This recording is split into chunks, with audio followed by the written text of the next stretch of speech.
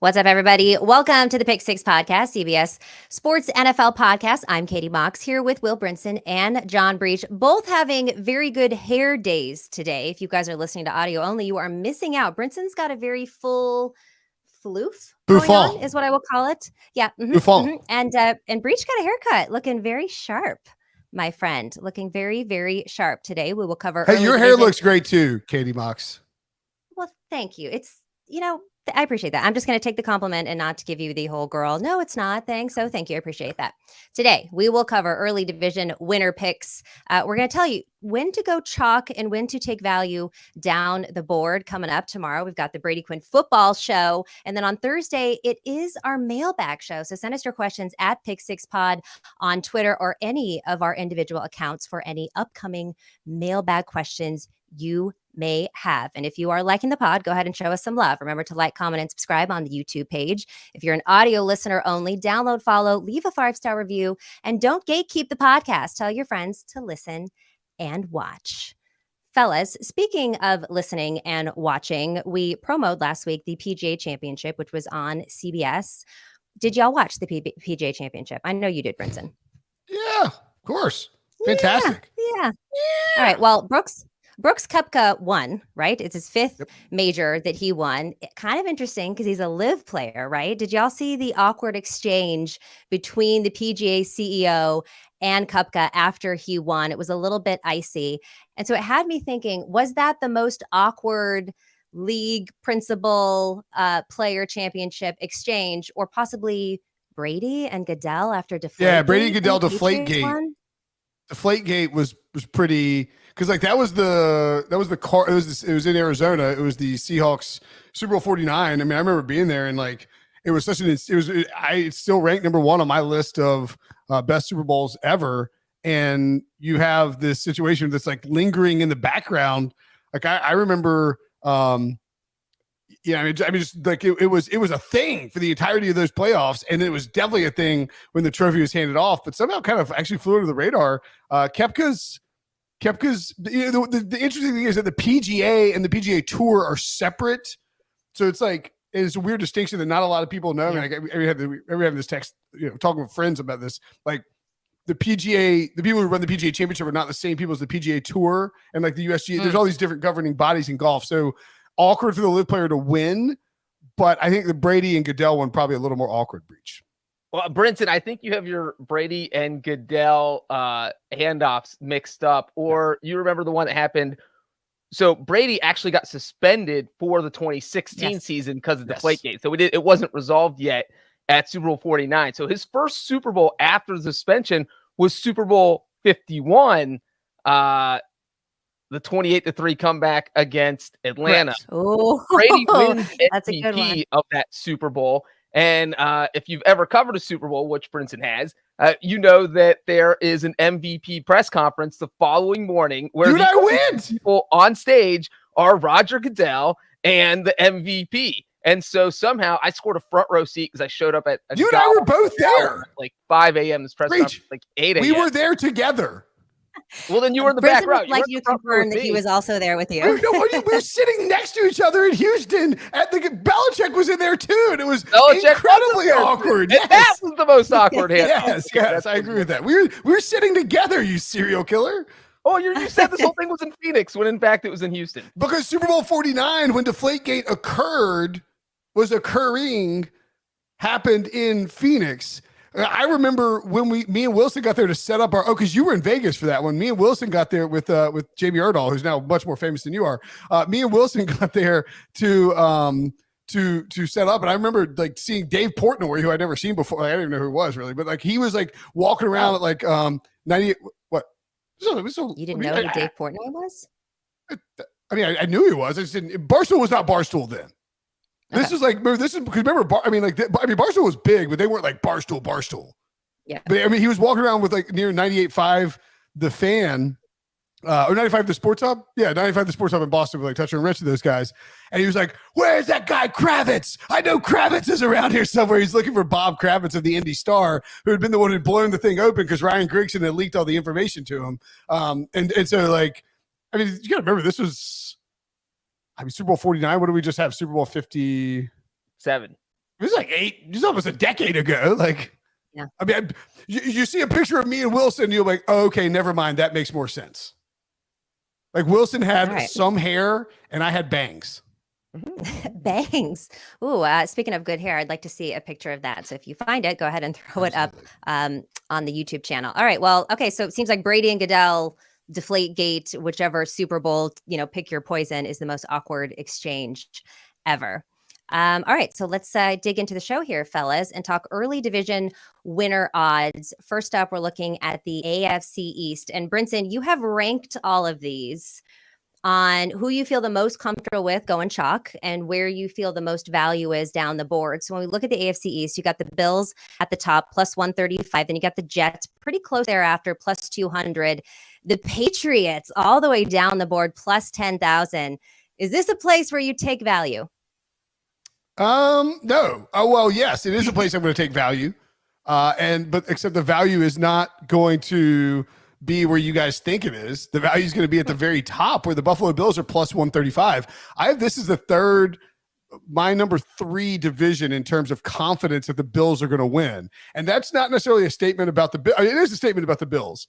But maybe more of a statement about how difficult it's going to be to predict division winners and NFL predictions for the 2023 season as we stand right now. I think a large portion of this breach is because we've had things like Aaron Rodgers going to the Jets, and the AFC is so top loaded that you have all of these teams in the AFC that makes it difficult to pick those divisions in the AFC to a degree. And then over the NFC, there's such a dearth of elite teams that it's hard to pick a team that's definitely going to win its division.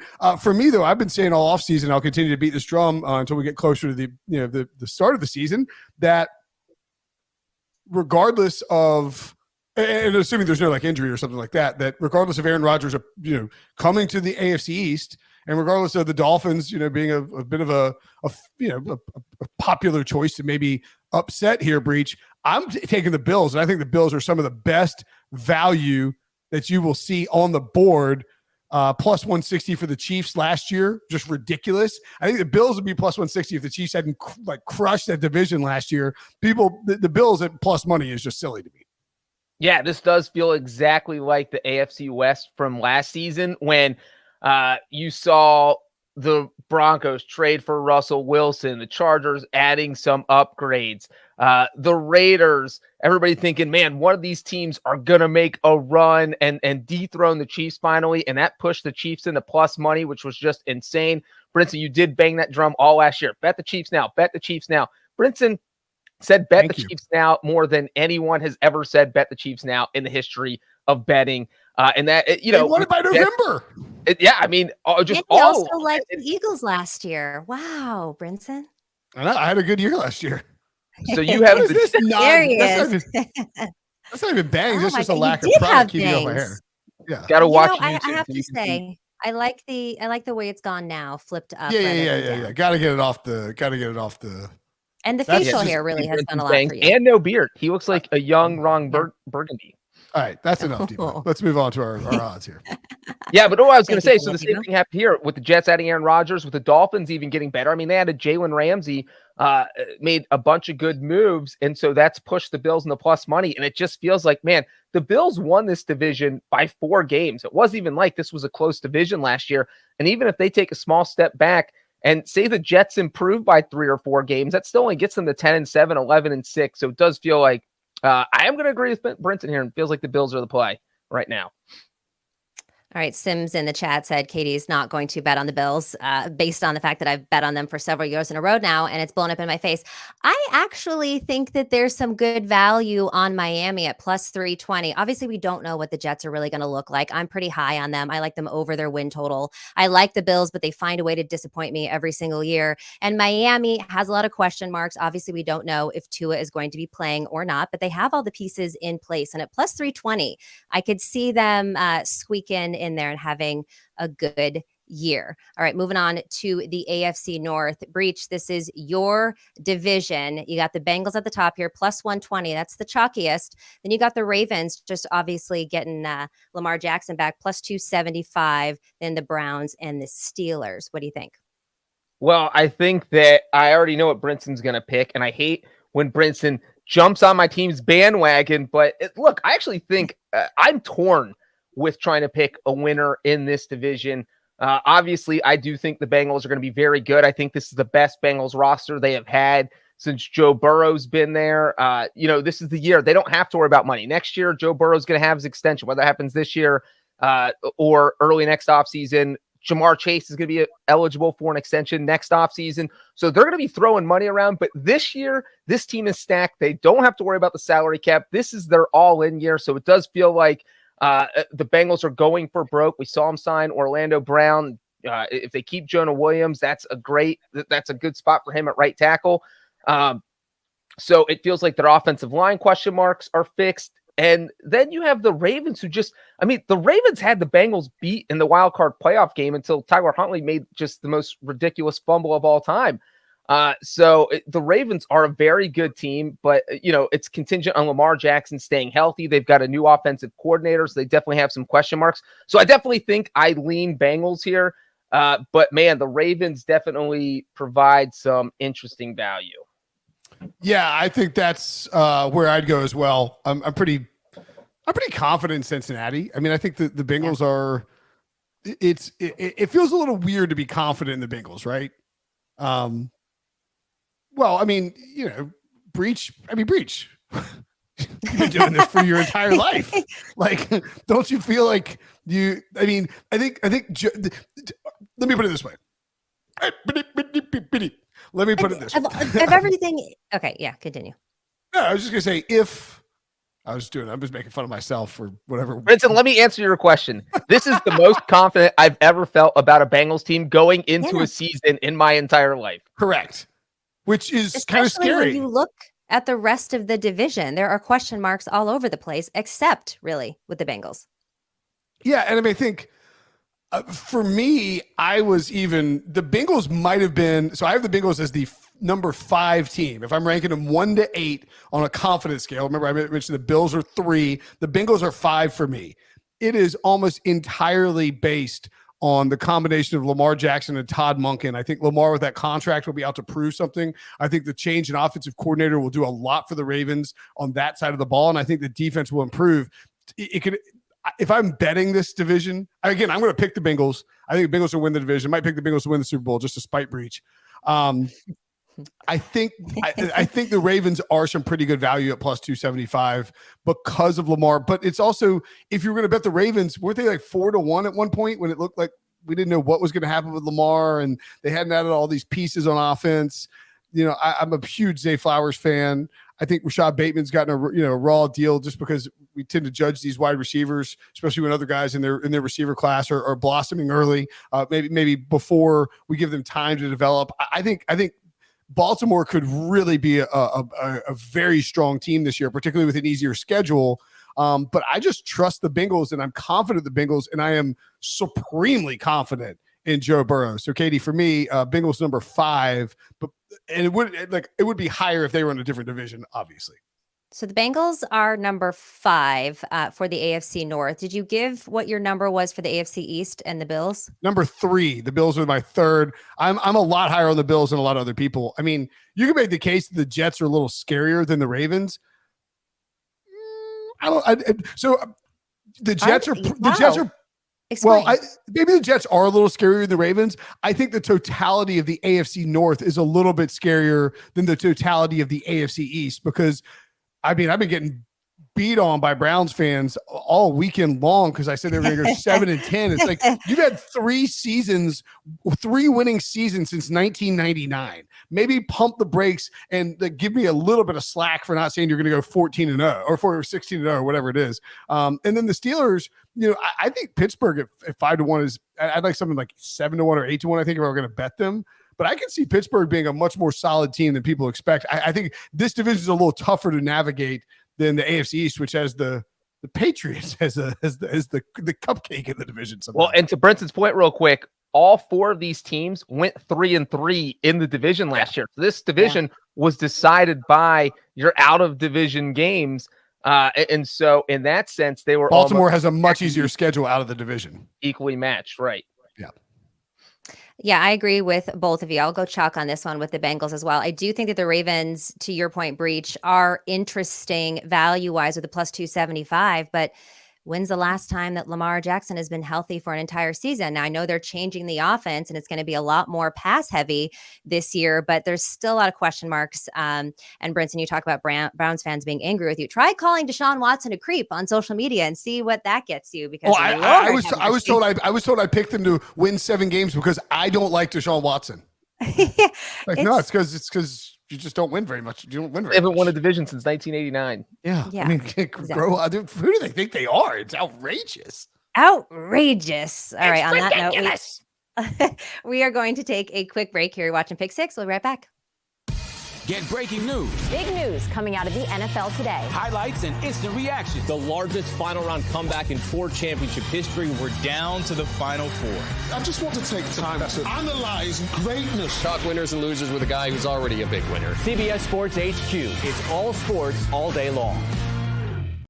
Welcome back to the Pick Six podcast. Mox, Brinson, and Breech here today. 3 good hair days, if you are paying attention. All right, moving on down the line. AFC South. This is the first time we're seeing a major favorite with the Jags, minus 170. And then second, the Tennessee Titans, plus 380. Huge discrepancy there, Brinson. Obviously, Jags. Is this a place where you go chalk, or do you think there's some value? Yeah, I mean, the Jags were like 8-1 to win the division last year. Everybody and their brother bet them. I picked them to win the division, though. That's right. My Jaguars. I think you could talk me into – I have them – this is the number 4 team for me in terms of confidence. So the Bills above them at 3, the Bengals below them, and that's obviously entirely related to the company they're keeping in that division. And, well, not entirely. I should – throw Trevor Lawrence some love, but I'm saying, like, relative to I would have the Bengals. I think the Bengals are a better team than the Jaguars, and I would never bet the Jaguars to like finish above. Like if they were just playing 16 times, in a season, or 17 times in a season, I think the Bengals would go like 12-5, maybe against the Jaguars. Maybe not that much, but the point being is, Jacksonville is above Cincinnati in my confidence rankings because I trust the Jaguars and Doug Peterson and Trevor Lawrence against a much, much weaker division. Remember, we have, with the other 3 teams here, the Titans have Ryan Tannehill and Derrick Henry coming back. Offensive line is in flux. Mike Vrabel's a great coach. Will Levis is sitting there waiting for that team to struggle out of the gates. And you have that week 8 bye, I believe, or week 7 bye, maybe week 8. He's like, you feel like he could be the starter. Colts have Anthony Richardson, a raw first-year rookie, and then C.J. Stroud in Houston. We assume both of those guys will start. There's a reason the Jaguars are minus 170 here, Breech. There is a reason they are minus 170. But look, if there's one team I don't trust atop these odds rankings, you're getting minus money with Jacksonville. I'm not taking it. I am staying far, far away from it. I think there's a lot better value. You can literally bet against Jacksonville and guarantee yourself winning money as long as Jacksonville doesn't win the division. If you were to bet 100 on Tennessee, Indy, and Houston, you win money no matter what, as long as Jacksonville doesn't win. So you're getting great value with these other teams. And I think you look at the Titans last season, and I think this is a good example where Ryan Tannehill was injured. And everybody remembers this team. Hey, they weren't that good, but guess what? They had a chance to go to the playoffs in the final game of the season. They started a guy who had been on the roster for 12 days in Joshua Dobbs and still almost beat Jacksonville, who had everybody available. And so I think the Titans are one of the most underrated teams right now. They started 7-3 last season before Ryan Tannehill got injured. Ryan Tannehill dealt with injuries, missed 5 games last year. And that 7-3 could have been 9-1. Malik Willis almost beat the Chiefs. He lost in overtime. Week 1, they lost because Rady Bullock missed a field goal on the final play of the game. So we're talking about a Titans team that could have started 9-1 very easily last year. And so I think Tennessee's going to be I don't know how Mike Vrabel does it. The roster never screams that they're going to be good, but he somehow finds a way to muster 9, 10, 11 wins. And so if I'm looking for value in a team that could possibly steal this division, I think I like Tennessee at plus 380. But I would also sprinkle money on the Colts and Texans. As I said, I am just betting against Jacksonville. I think at any of these values, I would take sprinkle money on Tennessee, Indy, and Houston. The Texans for me are the play here, and almost 10-1. Jacksonville's the best team. Indy could be really, really exciting if Anthony Richardson clicks. These odds are going to shift a lot depending on, I would guess. I think it probably built in that Anthony Richardson and CJ Stroud are starting in week 1. I don't think you're crazy there, Breech. I mean, Vrabel, like the Titans are just, you can see them winning like 9 games by a score. Like every game is 16-13, and then Katie, we have a situation where we're all wishing we'd bet Mike Vrabel. Yeah, that's true. I mean, I agree with both of you. It's hard to say that the Jaguars, as I like to say, the Jags aren't going to win this division, but laying $170 feels like a lot. I do like the Texans, and maybe it's just because I'm a 49ers fan. All right, we got our defensive coordinator over there now, but at plus 950, there seems to be a lot of value there. And yeah, the Colts, will have to see how that shakes out. I'm not too high on the Titans, though.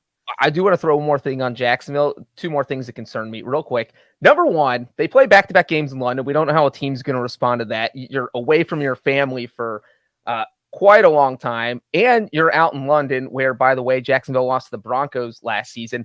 Number 2 is that they have probably the worst first-place schedule of any team in the NFL. Jacksonville has to play the Chiefs, the Bills, and the 49ers next season. No other teams in their division have to play those 3 games. So that's 3 games where I feel like Jacksonville, good chance they go 0-3. I cannot see them possibly going 3-0 in those 3 games. And then the other 3 teams have it much easier because they're not facing the Chiefs, Bills, and 49ers. Dom in the chat already trolling with the 40-winers. I see you. What were you going to say, Brinson? No, I was going to say, I mean, I think I don't think that anyone should consider betting the Jaguars at minus 170. It's just not a great number. If they have a tough schedule to start, if they beat the Chiefs in week 2, which I think I had them, like, let's say they beat Indy and beat the Chiefs the first 2 weeks of the season, the number's gone. You're not going to get to it. But minus 170, when you may see the Titans win a couple to start, what if Indy beats the Jags and the Jags lose to Kansas City? Then you could get the Jacksonville plus money-ish, or at least like a reasonably close number to even money to win the division. So I think it's definitely a wait and see if you like Jacksonville. And if you like one of the other teams, go ahead and consider doing something now before they name these starting quarterbacks. All right, Brinson, this is number 4 on your list. Yes. Number 4. Okay. And OTA start today. So it'll be interesting to see how those new quarterbacks are slanging the ball out there. Okay. Moving on to the AFC West. I'm assuming this is going to be your number 1, Brinson, as to how confident you are in the chalk. Kansas City Chiefs. Interesting. Kansas City Chiefs are minus 150. Their odds aren't as steep as the Jags are at minus 170. Then you got the Chargers plus 325. Always the fun, sexy pick. Always disappoint you. Then you got the new look Broncos plus 475. And then my Jimmy Garoppolo at plus 1200 there on the bottom. Brinson. So, yeah, you got it. Number 1 for me at minus 150, even though that number doesn't really reflect. To me, the Chiefs should be minus 200. We got plus 160 last year. Why are the Jags a bigger favorite than the Chiefs are? Because the public perception is that the gap between the Jaguars are like the up-and-coming hot, sexy team. The gap between the Jaguars and the rest of that division is yeah, right. Well, people are just sour on the Chargers at this point. That's what I'm saying, the new Chargers. No, don't fall for that. Everybody's like, the new Chargers. No, it's same old Chargers. Same old Chargers. No, yes. No, but I'm saying they are the new Chargers in the sense where everybody thinks they're the fun, sexy pick, but they actually will continually disappoint you. No. But see, that's the same old Chargers. Yes, they've been the new Chargers every year for like 13 years. Really more like 20 years. I think there's an interesting case to be made that if you want to, you could take the Chiefs and parlay them. I actually would not be opposed to parlaying the Chiefs with the Bills, and that gets you almost 3-1 for the Chiefs and the Bills to win their respective division. Of course, you have to deal with the Jets there. If you prefer maybe a little less or a little smaller payoff, you go Chiefs and the 49ers. That pays out plus 170. And if the 49ers fix that quarterback situation, we'll get to that. Not to, I don't want to spoil it with the 49ers rank, but I mean, you can kind of figure it out. Chiefs number one with a bullet here for me. Or no, excuse me, Chiefs I said number one. Look, it's Andy Reid and Patrick Mahomes. Enough said. I like the Broncos a lot more this year. Sean Payton's a massive upgrade. I think Jimmy Garoppolo is an upgrade for this team, this Raiders team, over Derek Carr. And I think Kellen Moore's an upgrade over Joe Lombardi. So all three of these teams got better, but they all got way better last year too. And the Chiefs just have Patrick Mahomes and Andy Reid. It's that simple, Breech. Yeah, I'm not really going to go into this one. The Chiefs have won this division for 7 straight years. There's no reason to bet against them until another team can prove they can beat them. They went 6-0 again in the division last year. They went 5-1 the year before that. So we're talking 11-1 against divisional opponents in the past 2 years. There's no reason to bet. It's not great value, but until another team proves they can knock the Chiefs off, there's no reason to risk it betting another team. Couldn't agree more. It's so interesting too. When you look at last year, the odds were a little bit tighter. Kansas City was plus 160 to win the AFC West. Chargers and Broncos closing at plus 250. Raiders at plus 675. So big shift here after the Chiefs unsurprisingly surprised everyone and won the division yet again and a Super Bowl yet again. All right. So we are going to take another quick break here. You're watching Pick Six. If you're not following us on social, go ahead and do that at Pick Six Pod across all social platforms. We'll be right back. Absolutely magisterial here.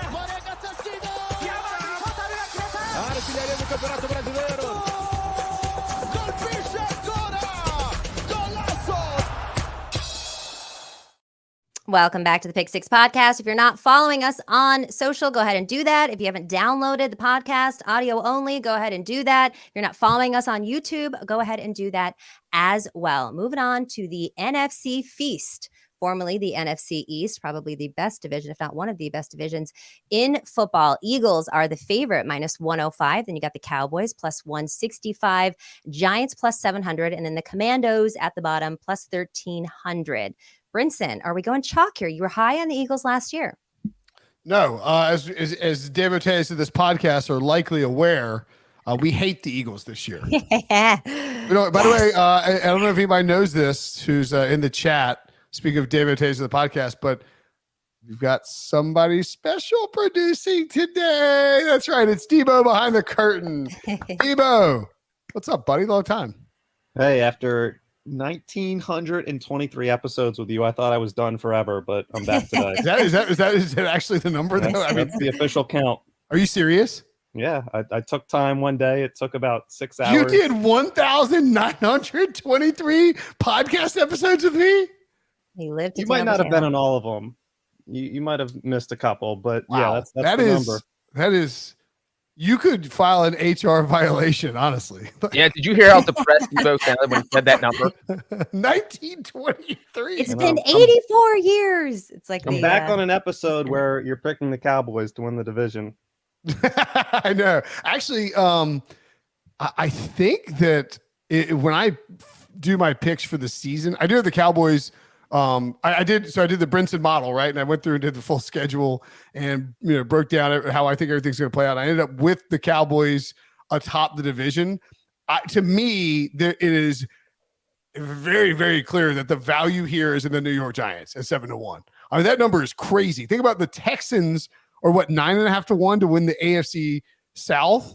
And we have in the NFC East, which is, it's a difficult division. It's going to be a tight race. I think the Giants at 7-1. They were a playoff team last year, and we saw what happened in year 2 in Buffalo with that regime and sort of the same setup that Brian Daboll and Joe Shane are going with. Daniel Jones year 2 in this system. Why can't this Giants team improve in 2023? I like the Giants a lot at 7-1. Yes. I would say that for me, this division certainly is one of the tougher ones to pick. I've got the Cowboys. I'm taking. At plus 165. I think that's a great number for the Cowboys too. I'd bet the Cowboys and the Giants. If you like the Eagles, minus 105 is not terrible. But this is number 6 for me in terms of confidence. And it's only because it would be maybe 8, except there's like so many wild cards in the teams that are involved in 7 and 8. And I think you got 3 teams that legitimately could compete for this division quite easily, Breech.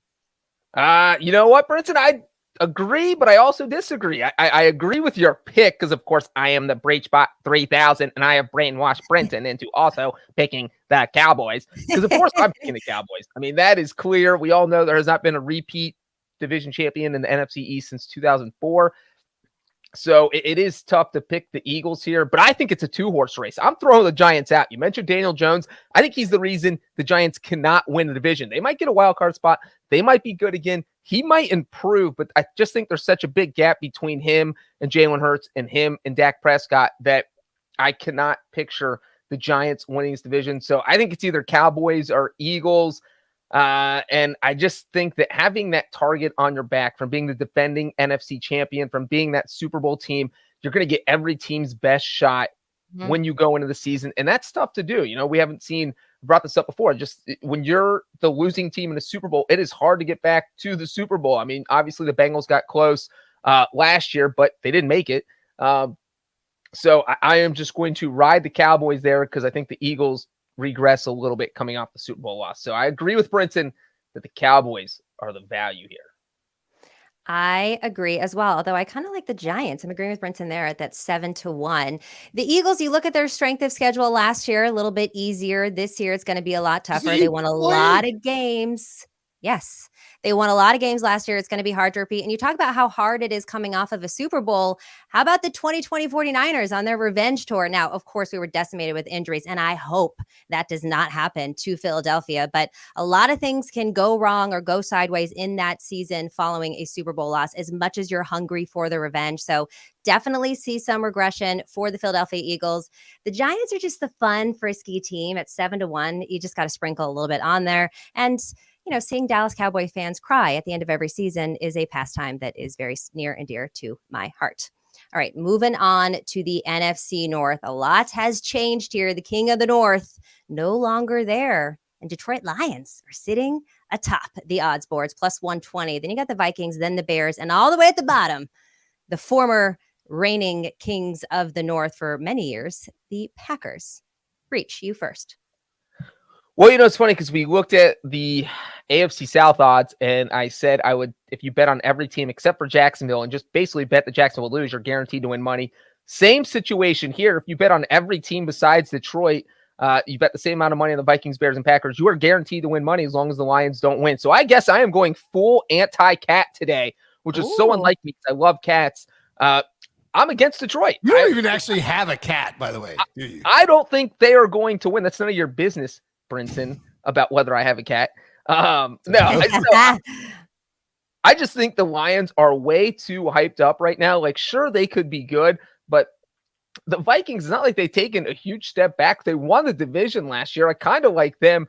The Bears have improved everywhere. I mean, the Bears could absolutely surprise people and win the division. I don't know why the Packers, everybody just ride them off at plus 500. I feel like they're the best value bet here.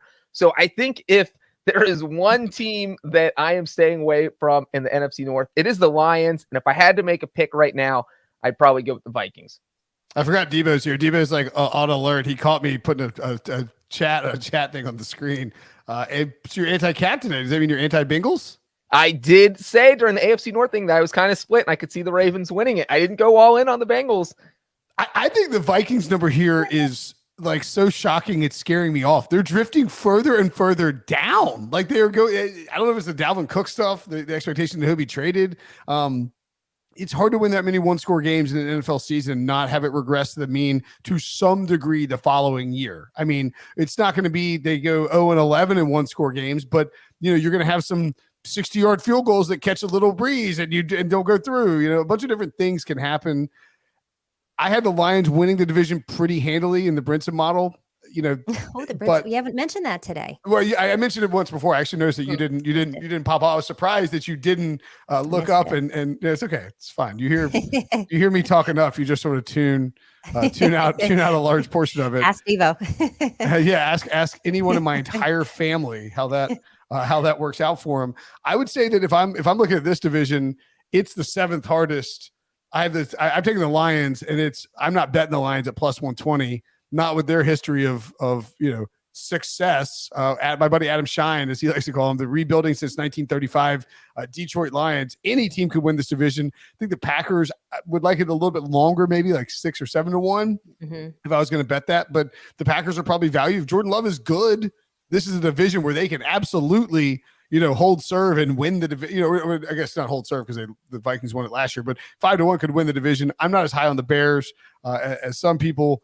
This is more than likely a stay away for me. The Vikings number is just crazy. I think people have been hammering the Vikings and it just keeps drifting. Number 7 on my power ranks, or number 7 on my confidence ranks, and it's only not number 8 because the 8th division, which you can probably pick out since we only got 2 left, is just so convoluted it's impossible to figure out.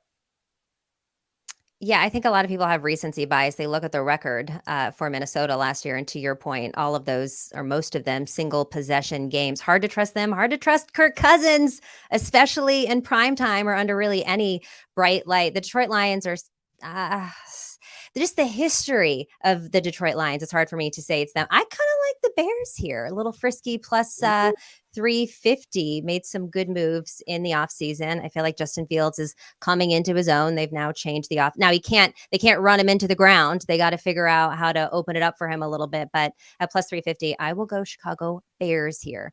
Moving on to the NFC South. The Saints favorite plus 115. Then you got the Falcons, the Panthers, Tampa Bay, all the way at the bottom. No Tom Brady. Baker Mayfield. No, you're a big Baker fan over there, Brinson, at plus 800. How do we feel about the NFC South?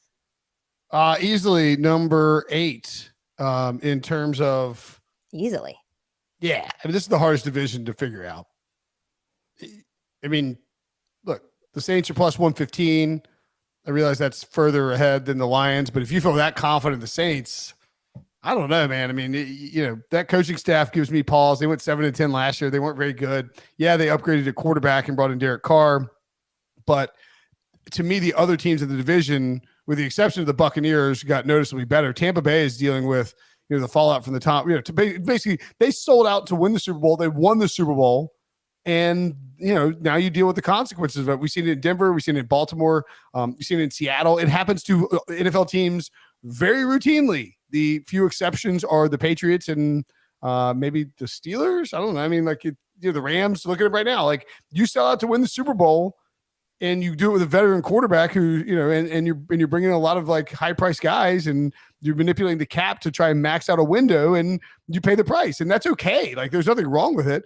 The Panthers and the Falcons to me are the clear cut value here. I love Atlanta this year. I think I've got them winning double digit games, 10-7, and they would be my bet, of course, and my pick to win the NFC South. But I mean, how can I possibly be confident in them when you've got these other 3 teams that, if the Bucks won the division at 8-9 again, I wouldn't be shocked, or 7-8-1. Breech. Nothing about this division would surprise me. I just think Atlanta is maybe the most solid team in terms of where they rank with their value and the competition they've got to deal with. Plus, their schedule is easy. Brinson, I want to like the Falcons. I want to love the Falcons, but I just do not trust Desmond Ridder. And as you said, the Falcons do have the easiest schedule based on strength of schedule this season. You know who has the second easiest strength of schedule? The New Orleans Saints. And that is who I like to win this division. I know they're the favorite. I haven't taken very many favorites here, so I'm going to take it. It's plus money.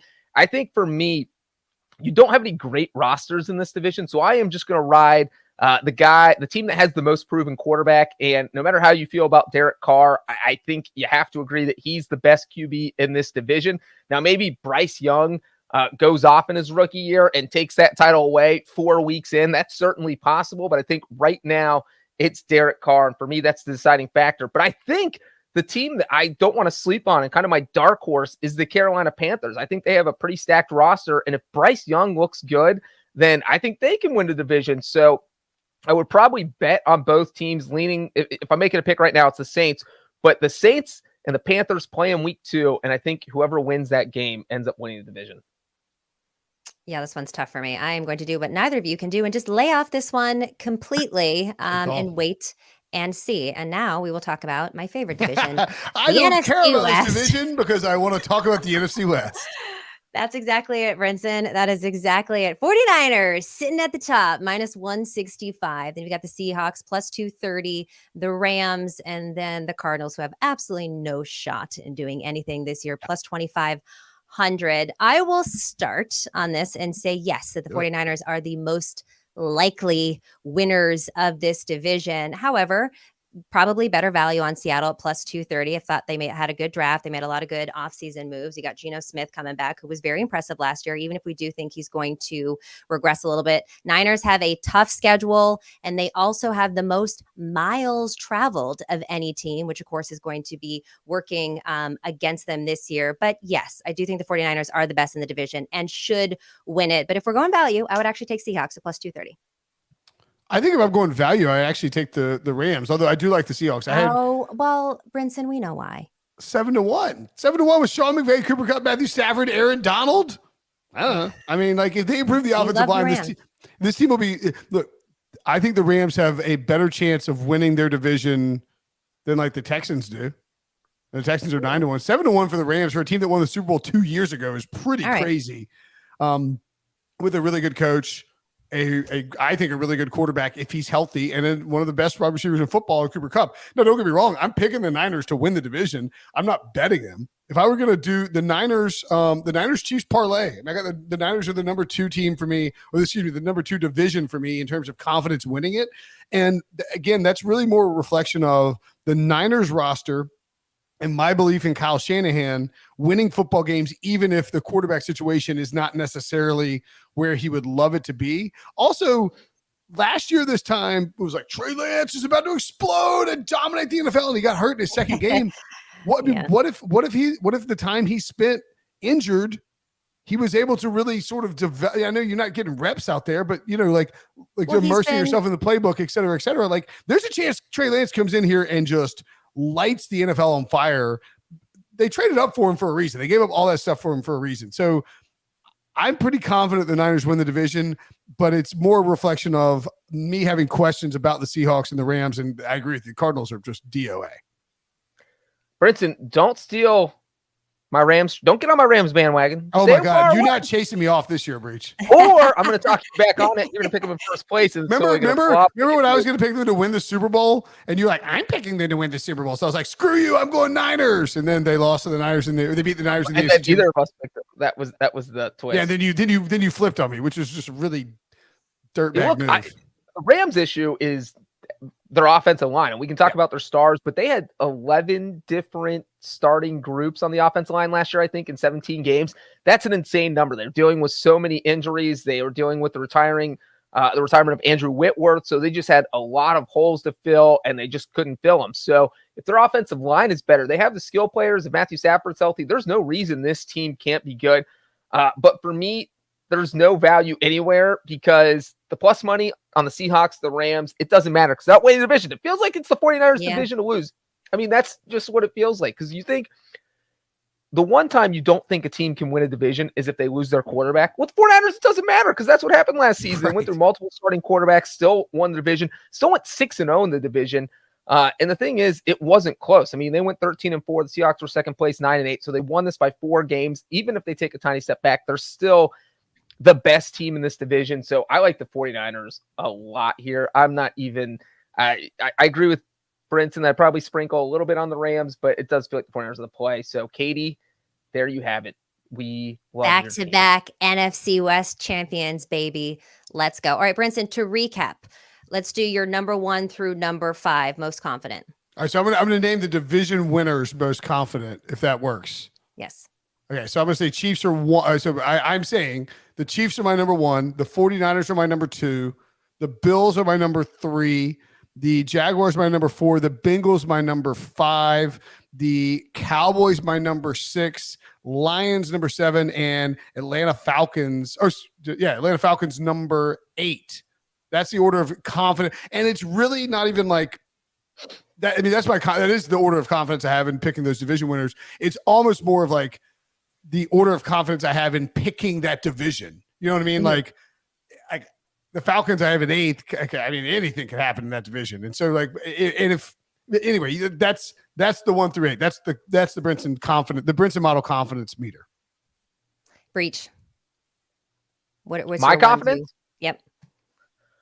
Bengals, Cowboys, Bengals. 49ers. I mean, right. I think those are the top 2. Yeah. I'm going to put the Bengals at 3. Sure. And then after that, I'm not confident about anything. Yeah, I think that's not being fair. That's Totally fair.